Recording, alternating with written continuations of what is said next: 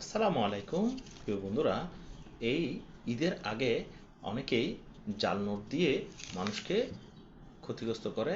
অনেকে 3 থেকে 500 টাকা, যারা সারাদিন বিভিন্ন কিছু বিক্রি করে, যাদের ইনকামের খুবই কম, তারা অনেক সময়ই এই জাল নোটের কারণে অনেক বেশি ক্ষতিগ্রস্ত হয়ে যায়, জাল নোট না চেনার কারণে।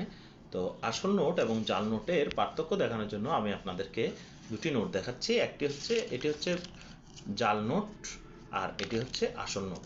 তো বাংলাদেশ ব্যাংকের নির্দেশনা অনুযায়ী অনেকগুলো চিহ্নই রয়েছে, যা আপনারা নেট থেকে দেখতে পারবেন। কিন্তু সহজভাবে চেনার জন্য আপনি যদি এখানে একটি